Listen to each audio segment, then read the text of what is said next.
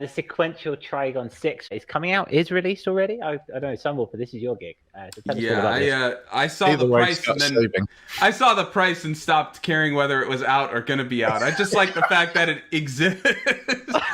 You know me, I love sequential, but yeah, when I saw the price, I was like, oh, whether it's out, coming out, it has no bearing on me right now. But it's not for you. Yeah, that was an instant. It's not for you. So Sequential has made the Prophet 6, the OB6, and then now the Trigon-6. They're billing it as like this trifecta. They're similar to kind of the Electron, Digitact, Syntact, and Digitone, but a lot more expensive, I think.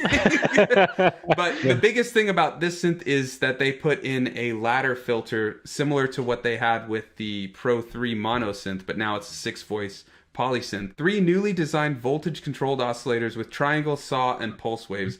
An enhanced version of the ladder filter that Sequential created for its Pro 3, and a switchable 2 4-pole resonant filter design that has dedicated drive and feedback controls. And the price is $34.99. Hey, that's not much, is it? Yeah. Very Who needs 2 lungs? Yeah. That's brilliant. Yeah, I mean, you've already bought one, haven't you, Ian Luke? But click on that video. Let's check it out. Yeah, we have a little bit of a sound demo with some of the guys talking over it, sadly, but we have a little bit of a sound coming from it. Not that bit. That's their bit. Yeah, not a bit. The filter is really the heart and soul of any analog subtractive synthesizer. By making the OB6, giving you that character of the SEM filter, it just became kind of obvious. The missing piece of the puzzle was the ladder filter, and it just rounds out that trio of instruments really well. We first implemented. So yeah, before we get into it too much, I'm gonna put that in the channel there. That is what it sounds like. That is very beefy, I must say, very beefy. Yeah. Got super saw thing covered. Yep. Yeah, very much so. Yeah. If you need a sawtooth, there you go. Fuzzy analog synth. Yeah, I wonder if they do. Now, okay, so this trifecta, right? I mean, okay, so Prophet 6, OB6, and the Trigon-6. Call me an ignoramus, but they all sound fairly similar. Now, I don't know, like with the Digitact and the Syntact, they had different functions and stuff like that. Now, educate me, please. You mean that moderately priced Electron gear? Now it's so moderately priced comparatively, yeah. But I think you're right. Yeah, I mean, I was thinking that. I mean, that they sound like analog polysynths, all of them. So, I mean, yeah. How do they differ? I think the biggest difference, and I don't know. I mean, I only have a Prophet 8. I love it though, but I think the Prophet 6 was supposed to mirror more the Prophet 5 and be, before they made a new reissue of the Prophet 5, it was kind of like the modern day Prophet 5. The OB6 was the modern day Oberheim, and then this is kind of like, well, we took that ladder filter from the Pro 3 that everybody loved and we made it into a polysynth. Similar to the Prophet and the Prophet 6 and the OB6, but now it's got this ladder filter, and yeah, I mean, I don't think you'd need all 3. I think one would suffice for sure. I was going to say, would I not be a proper music producer if I didn't buy all 3? Is my music dog shit? I think you do have to buy all 3. I have to buy all 3. You have to get all 3 of those and all 3 electrons, or else what are you doing with your life? Yeah. Well, if you guys want to sign up on Patreon, we can all get. We just need a few million more subscribers. I'll be all right. We're on our way. Is there any onboard processing on this fella?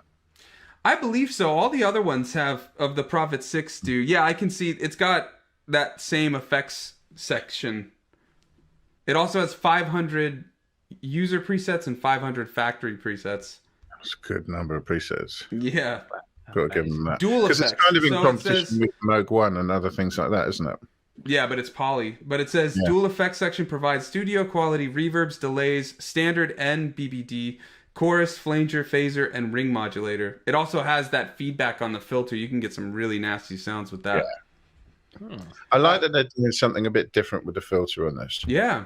It's nice because they usually always keep that same kind of sounding filter. Ian, like, what do you think about the synth? I don't know. You see, if I was in the market for a real top level analog poly, like the Moog One, because I like the fact that that's got the Eventide reverbs and stuff in it, or the Oberheim or the Trigon. I don't know what I would choose, really. Yeah. I like the idea of having a lot of presets, because really that's what you're going to use it for. You're going to create a lot of sounds.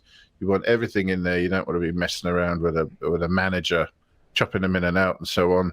So have a real workhorse synth. But I honestly think if I had to choose one, I'd be stumped, but I'd want to get something that had as much range as possible.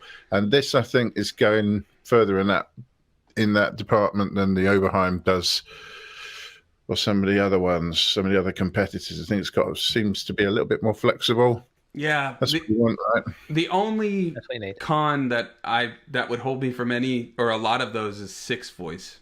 I'm not the biggest fan of 6 voice. It's not great, is it? I mean, for an analog poly, if you're paying above $2,000, anything above $2,000.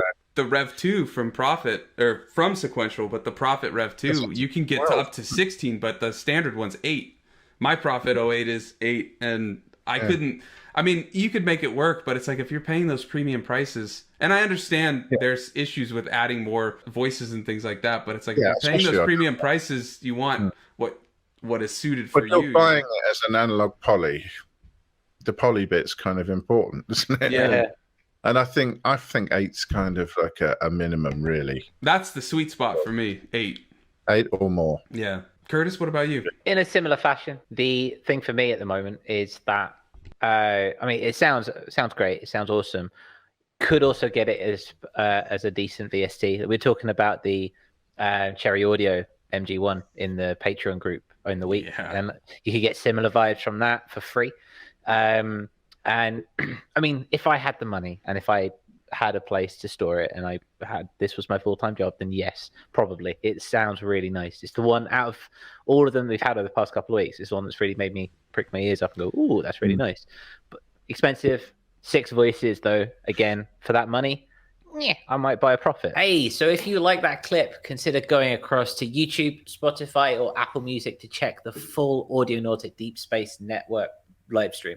Yeah, and if you want to join us for the next live stream, they are on Wednesdays at 7 p.m. UTC. And finally, we do have the Audionautic Radio playlist, which is in the description below. Some of the greatest cross-section of the underground electronic world that you see. IDM, ambient, down-tempo, you name it, it's in there. It's great. Curated by Sunwarper. Yeah, so if you're looking to find some new music or just see what's new in the electronic sphere, head to that link in the description, and we hope to see you at the next Audionautic Deep Space Network. Thanks for watching. See you around.